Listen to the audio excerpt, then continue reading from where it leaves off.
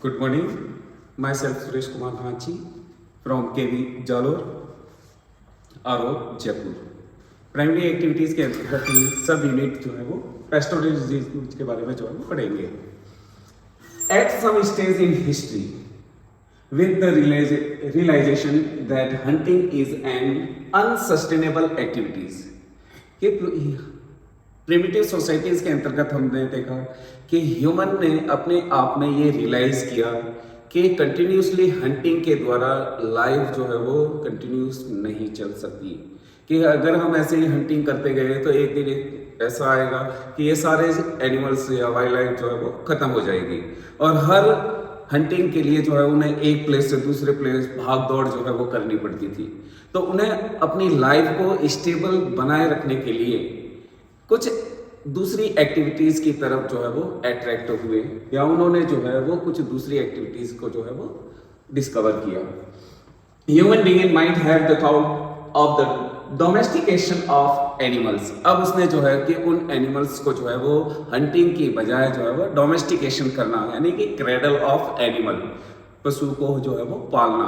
अब वो किस तरह के एनिमल्स को जो है वो क्रेडल करे, तो वो उसके लिए जो फेवरेबल थे उनके द्वारा किसी न किसी तरह का उन्हें जो है वो प्रोडक्ट मिलता था उन एनिमल्स से, जो उनकी लाइफ को सर्वाइव करने में जो है वो हेल्प करता था। Human beings might have the thought of the domestication of animals. People living in different climatic conditions select and domesticated animals found in those regions. कि ह्यूमन बीइंग जहाँ पे भी अपनी लाइफ सर्वाइव कर रहा था उस एरियाज के अंतर्गत जो भी जोग्राफिकल कंडीशन थी या क्लाइमेटिक कंडीशंस थी, उस क्लाइमेटिक कंडीशंस के अंतर्गत जो भी एनिमल्स अवेलेबल थे या जो एनिमल्स उस क्लाइमेटिक कंडीशंस में अपनी लाइफ को सर्वाइव करते थे, तो उन एनिमल्स को ही जो है उन्होंने डोमेस्टिकेशन करना स्टार्ट किया। Depend on the geographical factors and technological development, animals rearing today is a practice either at the subsistence और एट द कॉमर्शियल लेवल। कि यहाँ पे एनिमल्स रेयरिंग जो है वो एक तरह से दो तरह की एक्टिविटीज के रूप में जो है वो यूटिलाइज कर रहे हैं, ह्यूमन बीइंग जो है वो प्रैक्टिस करता है। एक सब्सिस्टेंस, केवल अपनी नीड्स है, उन नीड्स को पूरा करने के लिए जो है वो एनिमल्स को जो है वो क्रेडल कर रहा है, पाल रहा है, या फिर जो है वो उन एनिमल्स के द्वारा जो है वो अपना किसी न किसी तरह का कोई बिजनेस चला रहा है। ठीक है, जैसे डेयरी एक तरह का जो है वो बिजनेस, तो ये कॉमर्शियलाइजेशन हो गया। लेकिन घर में जो है वो बच्चों की नीड्स है, दूध की है, चाय की है या घी की है, तो अपनी डोमेस्टिक नीड्स को पूरा करने के लिए जो है वो हम अगर रेयरिंग ऑफ एनिमल्स करते हैं तो दैट इज सब्सिस्टेंट।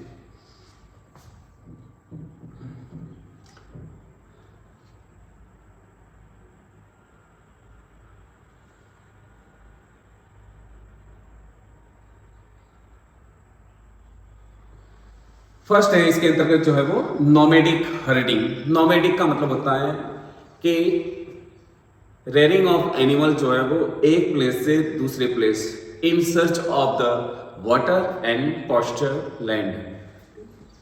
जैसे आपको एक इमेज दिखाते हैं यहाँ पे, ये देखिए, इस तरह के जो है वो अपनी नीड्स को पूरा करने के लिए जो है वो जैसे शिप जो है उसकी रेयरिंग की जाती है, तो ये जो है वो नोमेडिक हर्डिंग है। नोमेडिक हर्डिंग का मतलब होता है कि अपने एनिमल्स के साथ साथ अपनी फैमिली को भी वो एक प्लेस से दूसरे प्लेस पे लेके जाते हैं अकॉर्डिंग टू द सीजन। किसी पर्टिकुलर सीजन में कहीं ग्रासलैंड जो है वो अवेलेबल होता है, किसी क्लाइमेटिक कंडीशंस में जो है वो दूसरे टाइम में जो है वो ग्रासलैंड जो है वो अवेलेबल होते हैं। तो उन पॉस्चर के लिए जो है वो एनिमल्स के साथ जो है वो माइग्रेट होते रहते हैं। इस तरह भी देख सकते हो।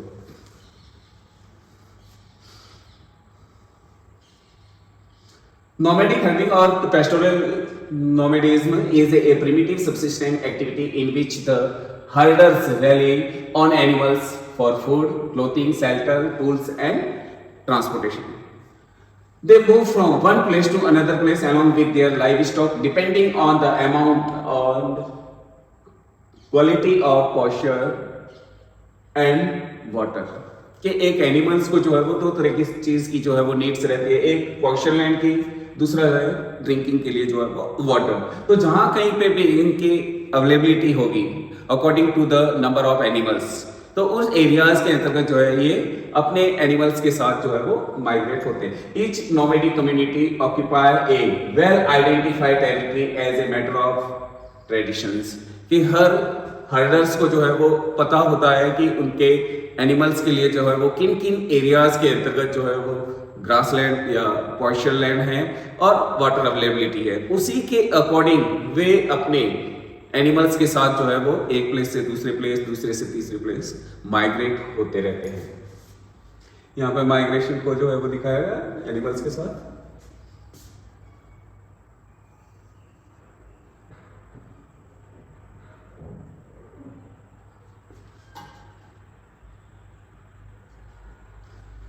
A wide variety of animal is kept in different region। हमने पढ़ा कि अर्थ सरफेस पे जो है वो different type of land features है, different type of climatic conditions है, और इन फिजिकल फीचर्स के अलग होने से और क्लाइमेटिक कंडीशंस के अलग होने से अलग अलग एरियाज में अलग अलग टाइप्स के एनिमल्स जो है वो सरवाइव करते हैं। हर एरिया में एक जैसे ही एनिमल्स जो है वो नहीं मिलते। जैसे अपने ह्यूमन के बारे में ये अलग बात कर ले तो ह्यूमन भी जो है वो अलग अलग क्लाइमेटिक रीजन में अलग अलग रेसेस का है। ठीक उसी तरह से जो है वो एनिमल्स भी जो है वो different type of regions having different type of animals. In tropical Africa, tropical areas के अंतर्गत जो है वो cattle are the most important livestock. जहाँ पे जो है वो टेम्परेचर हाई रहता है उन एरियाज के अंतर्गत जो है वो कैटल, जैसे गाय भैंस हो गई, आपके गॉट हो गए, शीप हो गए, इस तरह के जो है वो एनिमल्स रहते हैं। वाइल इन सारा, जैसे सारा जो है एंड एशियाटिक डेजर्ट एरिया है, तो डेजर्ट एरिया में आपको मोस्टली जो है वो शीप एंड गॉट मिलेगी, जबकि ट्रॉपिकल एरियाज के अंतर्गत जो है वो आपको काउज एंड बफेलोज जो है वो मिल जाएंगे। एंड द कैमल, ये जो है वो तीनों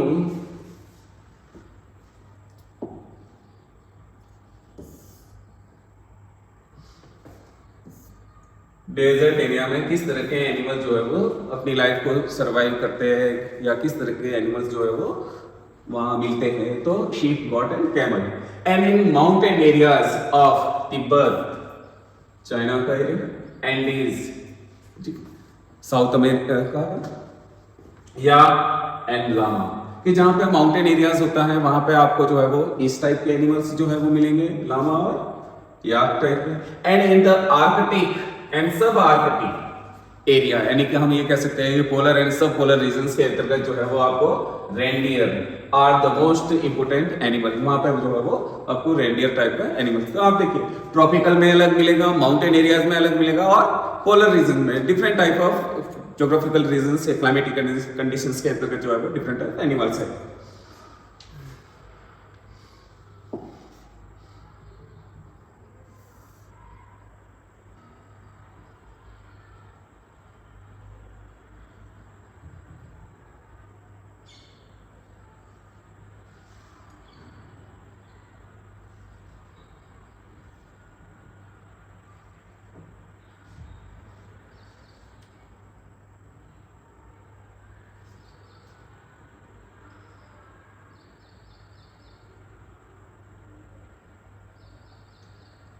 Postural nomadism is associated with the three important reason कि पोस्टरल नोमेनिज्म जो है वो एक्टिविटीज किन किन एरियाज में की जाती है।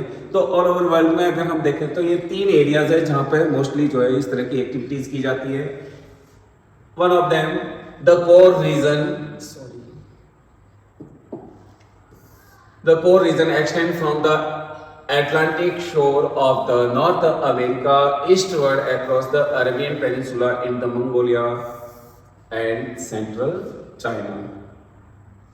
यहाँ पे आप देख सकते हैं, मैं मैप दिखा देता हूँ आपको।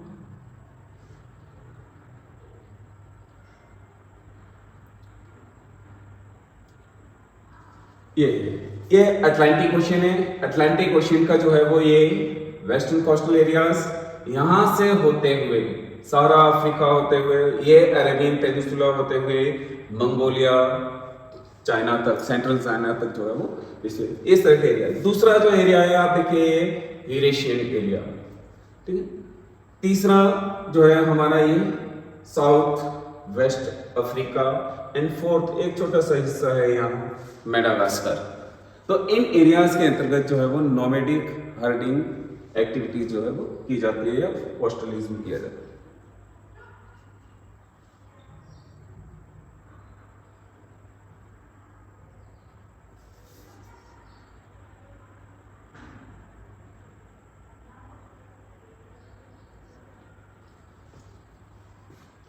द सेकेंड रीजन है extend over the tundra region of Eurasia. Eurasia का जो रीजन है उसको हम टुंड्रा रीजन बोलते हैं। In the southern hemisphere there are the small area in south west Africa and on the island of Madagascar. ठीक है, और साउथ वेस्ट अफ्रीका और आइलैंड ऑफ मेडागास्कर का पार्ट है।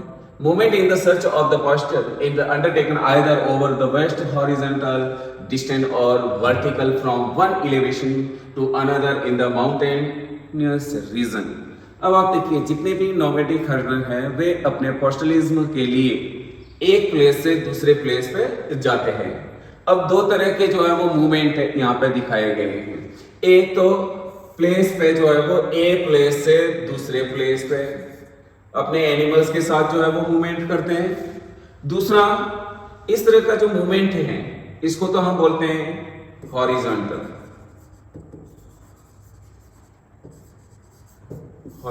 मूवमेंट। एक वो एरियाज होते हैं जहां पे जो है वो हाई एलिवेशन रहता है।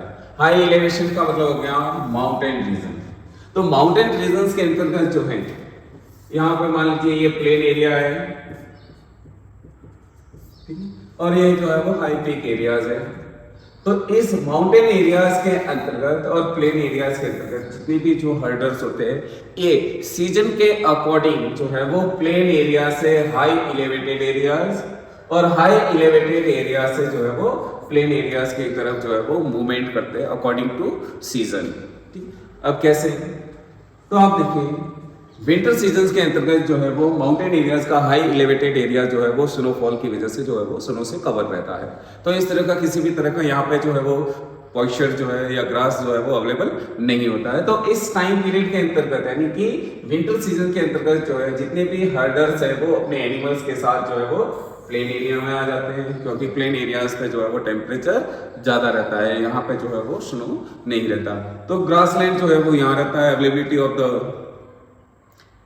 वाटर भी जो है वो रहता है। तो इस वजह से जो है ये प्लेन एरियाज में आ जाता है। प्लेन एरिया से जैसे ही जो है वो विंटर सीजन खत्म होता है, समर सीजन आता है, तो समर सीजन के अंतर्गत जो है वो माउंटेन एरियाज का जितना भी स्नो है वो मेल्ट होने लगता है और मेल्ट होने की वजह से माउंटेन के स्लोप के बेसिस पे जो है वो वाटर फ्लो करता है। तो इस वाटर की वजह से जो है वो इस एरियाज में जो है वो कुछ ग्रास जो है वो उगाती है।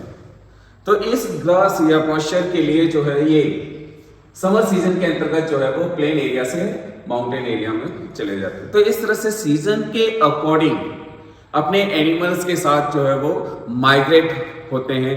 तो ऐसी एक्टिविटीज को जो है वो हम ट्रांसह्यूमेंस कहते हैं। ऐसी एक्टिविटीज को ट्रांसह्यूमेंस जो है वो कहते हैं।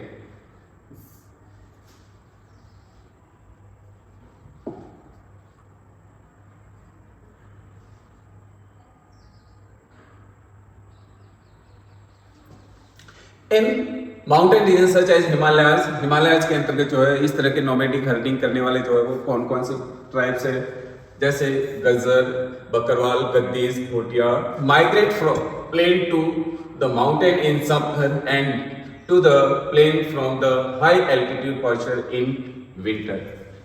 ये विंटर सीजन के अंतर्गत जो है ये माउंटेन रीजन से जो है वो प्लेन एरियाज की तरफ आ जाते हैं और समर सीजन के अंतर्गत जो है ये प्लेन एरिया से जो है वो माउंटेन रीजन में चले जाते हैं। किसके लिए? पॉइस्चर के लिए।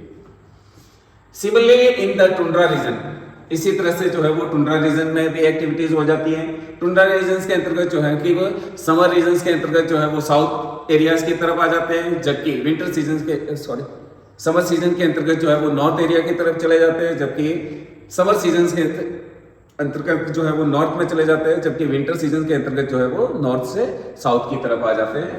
कौन से रीजन में? टुंड्रा रीजन में।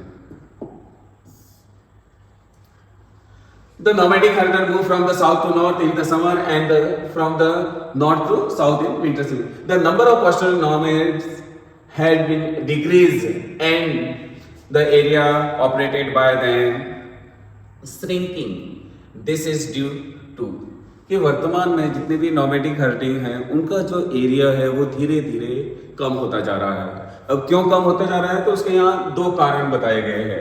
एक, इम्पोजिशन ऑफ पॉलिटिकल बाउंड्रीज, कि एंशियंट टाइम में जो है वो पॉलिटिकल बाउंड्रीज नहीं थी, तो इसलिए लोग जो है वो इजीली एक प्लेस से दूसरे प्लेस पे जो है वो चले जाते थे। लेकिन धीरे धीरे जो है वो इन एरियाज के अंतर्गत जो है वो अलग अलग कंट्रीज का जो है वो फॉर्मेशन हुआ, और इन कंट्रीज की वजह से जो है उनके बीच जो है वो पॉलिटिकल बाउंड्रीज जो है एक तरह का डिवाइडर जो है वो बन गया। फिर है new settlement plan by different countries, अलग अलग कंट्रीज ने जो है वो अपने बॉर्डर एरियाज के अंतर्गत जो है ह्यूमन सेटलमेंट्स को जो है वो प्रमोट किया। तो इस वजह से जो है उनके ग्रासलैंड जो है वो धीरे धीरे कम हो गए, एरिया जो है वो लिमिटेड हो गया।